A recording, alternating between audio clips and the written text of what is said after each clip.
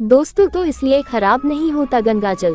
आइए जानते हैं। लगभग हर हिंदू परिवार में पानी का एक कलश या कोई दूसरा बर्तन जरूर होता था जिसमें होता है गंगा जल।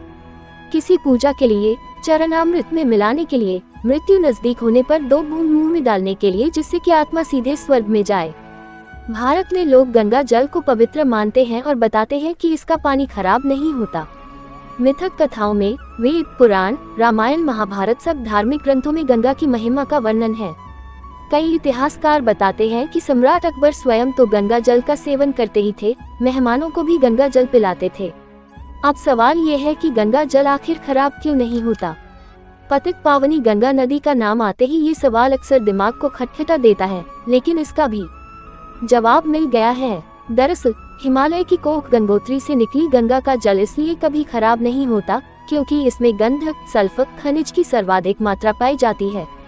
राष्ट्रीय जल विज्ञान संस्थान रुड़की के निदेशक डॉक्टर R.D. सिंह ने बताया कि हरिद्वार में गोमुख गंगोत्री से आ रही गंगा के जल की गुणवत्ता पर इसलिए कोई दुष्प्रभाव नहीं पड़ता क्योंकि यह हिमालय पर्वत पर उगी हुई अनेकों जीवनदायिनी उपयोगी जड़ी बूटियों के ऊपर से स्पर्श करता हुआ आता है।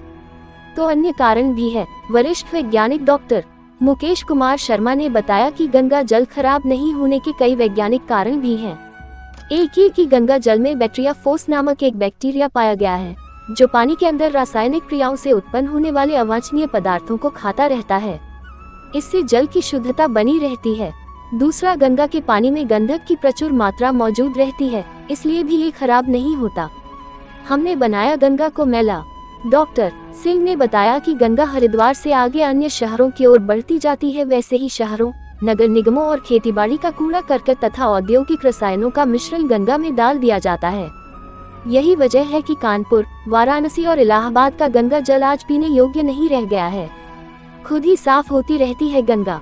लंबे अरसे से गंगा पर शोध करने वाले IIT रुड़की में पर्यावरण विज्ञान के रिटायर्ड प्रोफेसर देवेंद्र स्वरूप भार्गव का कहना है कि गंगा को साफ रखने वाला ये तत्व गंगा की तलहटी में ही सब जगह मौजूद है। प्रोफेसर भार्गव का तर्क है, गंगोत्री से आने वाला अधिकांश जल हरिद्वार से नहरों में डाल दिया जाता है। नरोरा के बाद गंगा में मुख्यतः भूगर्भ से रिचार्ज हुआ और दूसरी नदियों का पानी आता है। इसके बावजूद बनारस तक का गंगा पानी सड़ता नहीं। इसका मतलब कि नदी की तलहटी में ही गंगा को साफ करने वाला विलक्षण तत्व मौजूद है। डॉक्टर भार्गव कहते हैं कि गंगा के पानी में वातावरण से ऑक्सीजन सोखने की अद्भुत क्षमता है। दूसरी नदियों के मुकाबले गंगा में सड़ने वाली गंदगी को हजम करने की क्षमता 15 से 20 गुना ज्यादा है। दूसरी नदी जो गंदगी 15-20 किलोमीटर में साफ कर पाती है, उतनी गंदगी गंगा नदी 1 किलोमीटर के बहाव में साफ कर देती है।